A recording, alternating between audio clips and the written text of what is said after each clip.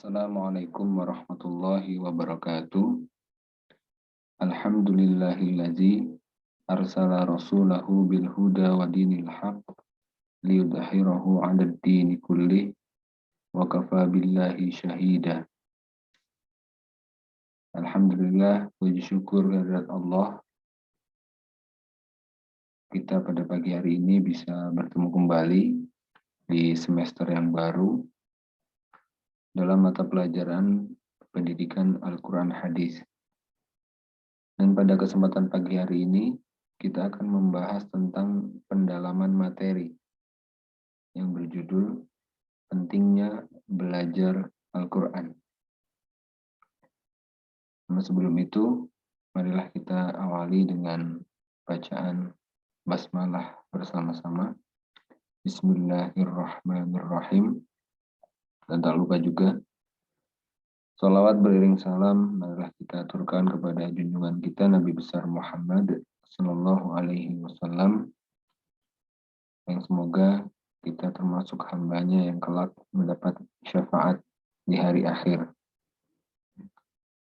Baik anak-anak sekalian, materi pendalaman materi, kita tidak akan membahas materi pada semester 1 secara terperinci ya, tapi secara umum saja, karena ada hal yang lebih penting dibandingkan dengan memahami materi. Kalau hanya untuk memahami materi, Bapak rasa kalian semua bisa membaca di buku kalian masing-masing. Tapi ada yang lebih penting daripada hal itu, yaitu adalah pentingnya belajar Al-Quran. Pentingnya belajar Al-Quran di sini nanti akan Bapak paparkan dalam 4 halaman ya, 4 halaman. Bapak berpesan untuk kalian menyiapkan buku catatannya, lalu nanti dicatat hal-hal yang penting, dan setelah itu kalian kumpulkan catatan tersebut di dalam grup pelajaran kita. Baik, Bapak rasa sudah cukup paham. Marilah kita mulai di halaman pertama. Alasan mengapa kita perlu belajar Al-Quran. Tentu saja ketika kita ingin melakukan sesuatu, harus berlandaskan pada alasan mengapa kita melakukan hal tersebut. Ya. Jadi tidak ada sesuatu yang sia-sia yang kita lakukan. Karena kita paham alasan dari sesuatu akan kita perbuat. Nah, begitu juga belajar Al-Quran. Alasannya seperti apa? Akan Bapak jelaskan di sini. Manusia hidup di dunia. Penjelasannya adalah manusia, kita, ya, kita manusia adalah makhluk atau sesuatu yang diciptakan oleh siapa? Oleh Sang Maha Pencipta. Lalu di dunia adalah sesuatu yang serba terbatas. Waktunya terbatas, tempatnya terbatas, kehendak kita juga terbatas. Pokoknya tidak ada sesuatu yang tidak terbatas di dunia ini. Semuanya serba terbatas. Akses kita menuju kemana-mana pun terbatas. Ya, kita bisa berlari kencang, cuman kita tidak bisa berenang sedalam lautan. Atau kita bisa menaiki mobil, tapi kita tidak bisa berlari seperti mobil. Semua serba terbatas. Kita bisa menikmati banyak hal-hal yang ada di dunia. Namun kita tidak akan bisa menikmati semua hal yang ada di dunia. Maka dari itu, dunia adalah sesuatu yang serba terbatas. Nah, manusia akan menuju suatu tempat yang dinamakan sebagai negeri akhirat. Keabadian di akhirat. Nah, keabadian di sini ada 2 tempat yang akan kita jelaskan. Yang pertama adalah surga, dan yang kedua adalah neraka. Nah, alasan dari mengapa kita perlu belajar Al-Quran adalah ketika kita kembali ke negeri akhirat, kita tidak akan menempati tempat yang salah, menempati tempat yang tidak kita inginkan. Nah, hal itu menjadi sangat penting. Mengapa kita perlu belajar Al-Quran? Nah, dengan hal yang amat penting itu, ternyata perjalanan kita sangatlah singkat, ya, tapi sangat menentukan. Di dunia adalah waktu yang singkat, 40, 50, dan 60 tahun, itu adalah hal yang sangat singkat. Sekarang usia kalian berapa? 13 mungkin, 14. Itu adalah sesuatu atau waktu yang sangat singkat. Karena di dunia, waktu sangat terbatas, tempat sangat terbatas, kemampuan sangat terbatas. Maka dari itu Bapak katakan, perjalanan manusia dari dunia menuju akhirat adalah perjalanan yang singkat. Gitu ya. Nah, situasi-situasi ini menimbulkan sebuah situasi umum yang Bapak sebutkan sebagai situasi yang genting. Gitu ya. Tahu genting ya? Genting itu adalah gawat. Gitu. Suatu yang gawat, suatu yang apa ya, perlu ditindaklanjuti dengan cepat. Gitu. Nah, sekarang kita akan memahami di halaman kedua ini, memahami mengapa situasi yang Bapak sebutkan tadi adalah situasi yang genting. Gitu. Karena kita kembali lagi pada diri kita, manusia ya. Manusia adalah makhluk yang sebenarnya tidak memiliki apa-apa.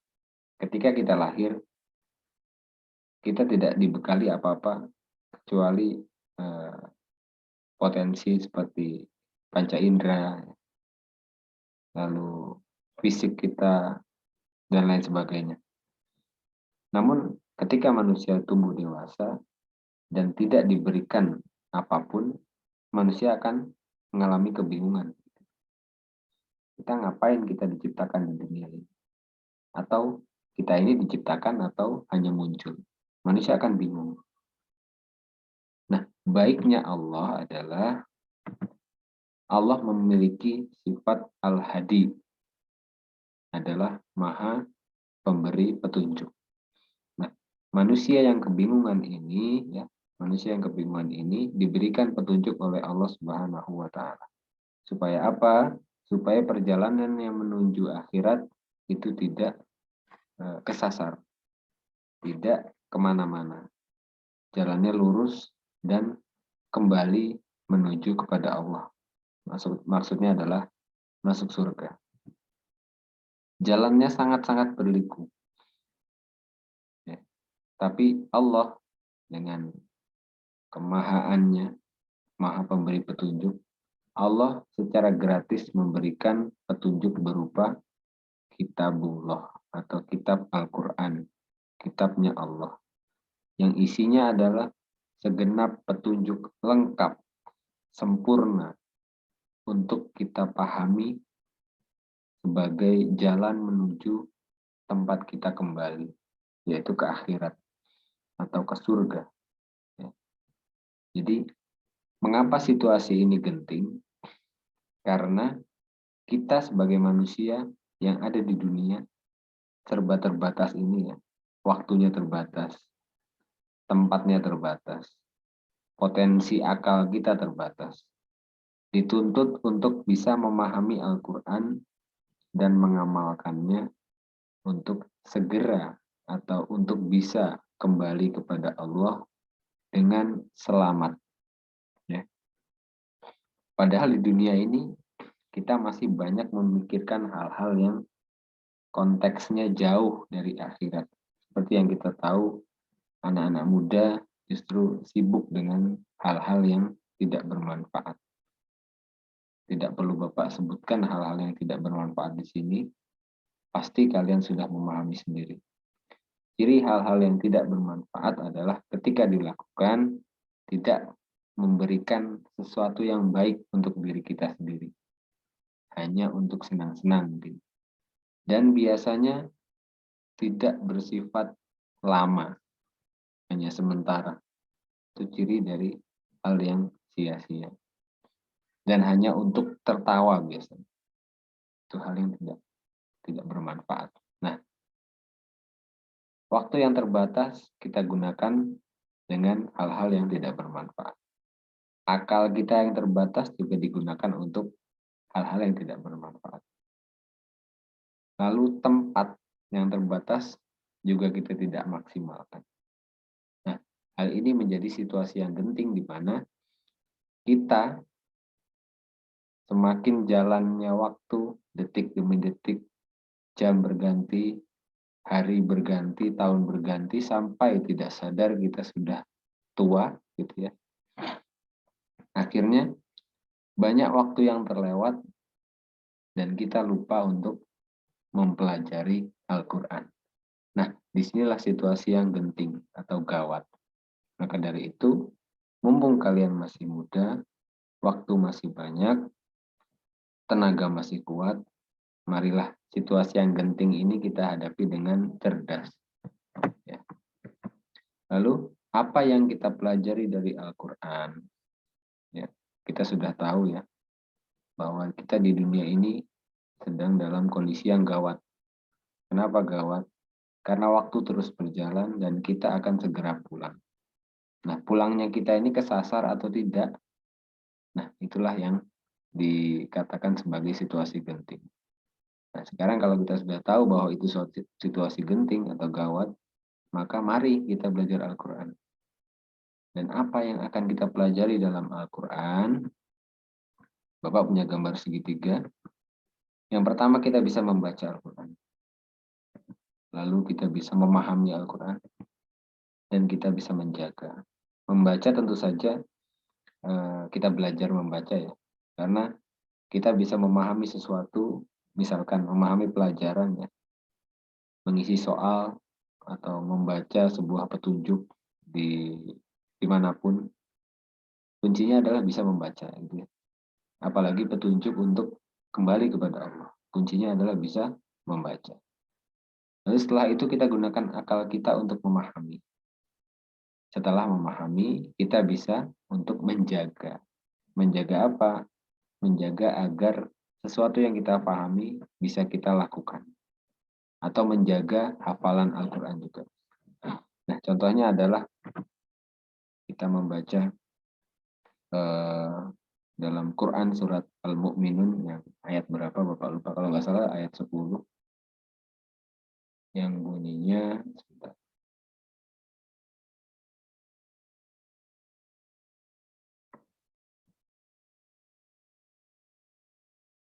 Agak lupa Bapak sebentar ya.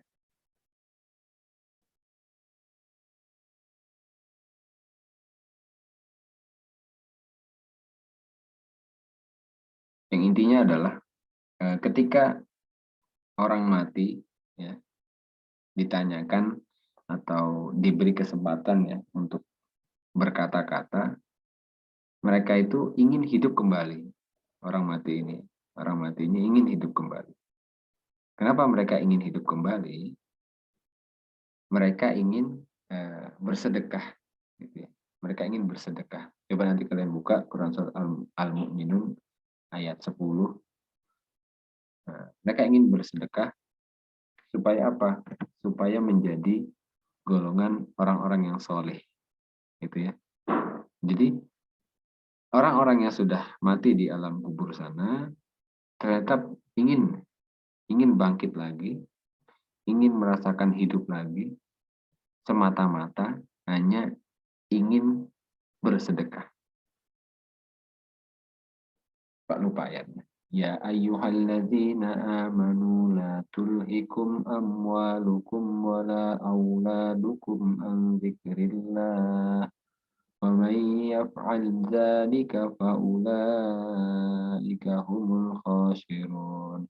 وأنفقوا مما رزقناكم من قبل أن يأتي أحدكم الموت فيقول رب لولا أخرتني إلى أجل قريب فأصدق وأكن من الصالحين.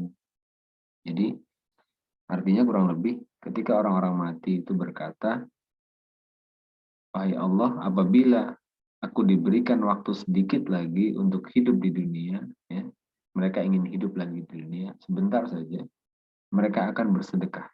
Ya, mereka akan bersedekah, supaya apa? Supaya masuk ke dalam wa'akum minas sholihin. Masuk ke dalam orang-orang yang solih, orang-orang yang benar, orang-orang yang lurus, begitu ya. Nah, itu adalah salah satu ayat yang bisa kita baca dan kita pahami, lalu kita jaga. Supaya apa? Kita baca, kita pahami, oh ternyata orang yang sudah meninggal itu pengen sekali hidup lagi untuk bersedekah. Lalu kita yang masih hidup seperti apa? Ya sudah, kita jaga sedekah kita. Setiap hari bersedekah. Sedekah itu macam-macam bentuknya, tidak hanya uang. Bisa makanan, bisa pertolongan, bahkan senyuman pun itu menjadi sedekah. Dan terus di ayat yang lain juga kita kembali lagi membaca, memahami, menjaga. Kalau sudah begitu, pindah ke ayat lagi yang lainnya, membaca, memahami, menjaga, dan seterusnya. Ya, itu yang bisa kita pelajari di Al-Quran. Dan yang terakhir, tips agar semangat mempelajari Al-Quran. Tidaknya ada 4. Ya. Nanti kalian bisa tambahkan sendiri kalau punya. Ada 4. Yang pertama adalah memahami bahwa waktu kita sangat sedikit. Kalian kalau dihadapkan dengan sebuah tugas atau sebuah tanggung jawab yang waktunya tinggal sedikit, biasanya akan lari kencang gitu ya, akan semangat, akan habis-habisan pokoknya berusaha gitu ya, atau sedang lomba lari misalkan. Waktunya tinggal sedikit, garis finish masih agak jauh. Akhirnya kalian lari sekencang-kencang. Jadi ketika kita memahami waktu kita sangat sedikit di dunia ini, maka kita akan lebih semangat mempelajari Al-Quran. Karena dengan waktu yang sedikit, kita akan lebih bergairah atau memiliki jiwa atau giroh atau semangat yang lebih besar untuk mempelajari Al-Quran. Lalu yang kedua, memahami bahwa kita akan mati dan dimintai pertanggungjawaban. Misalkan nanti ketika kita mati, tiba-tiba kita diminta pertanggungjawaban. Kamu punya salah ini. Loh, saya nggak tahu kalau itu salah. Kenapa bisa nggak tahu? Karena nggak belajar Al-Quran. Nah, ketika kita paham bahwa mati akan dimintai pertanggungjawaban, maka kita akan lebih banyak lagi mencari ilmu. Mana sih yang benar, mana sih yang salah, supaya nanti ketika kita mati, pertanggungjawaban kita terhadap kesalahan kita itu sedikit atau bahkan tidak ada, insya Allah. Ya. Lalu yang ketiga adalah memahami bahwa kita butuh petunjuk untuk keselamatan. Ya. Ketika kita sok tahu misalnya, biasalah, nanti juga selamat. Ya gampang lah kalau masalah agama. Gitu. Kalau kita tidak memahami bahwa kita butuh petunjuk, artinya sombong. Gitu. Kita tidak akan semangat mempelajari Al-Quran. Dan yang terakhir adalah memahami bahwa akhirat, ibadah, dan ridho Allah adalah hal yang paling penting dibanding semua hal yang ada di dunia ini. Kalian sekolah misalkan, pintar-pintar, ingin bekerja, menjadi seorang yang hebat, yang sukses, yang luar biasa pokoknya. Tapi akhiratnya, ibadahnya, dan ridho Allahnya lupa. Padahal itu adalah hal yang paling penting. Nah, itu adalah sebuah kekeliruan. Nah, ketika kalian paham bahwa akhirat, ibadah, dan ridho Allah adalah hal yang paling penting, berkaitan dengan keselamatan kalian di akhirat, maka kalian akan lebih semangat belajar tentang isi dalam Al-Quran. Jadi itu ya, ada 4 halaman yang Bapak sampaikan untuk pendalaman materi kita pada pagi hari ini. Semoga bisa dipahami. Silahkan dicatat. Jangan lupa nanti kalau sudah selesai, tugasnya dikirimkan ke grup kita, grup kita. Bapak tunggu. Mungkin sampai besok atau lusa. Silahkan. Kalau ada kesulitan boleh bertanya. Mungkin sampai sini dulu ya. Silahkan dipahami betul-betul. Marilah kita tutup dengan bacaan alhamdulillah bersama.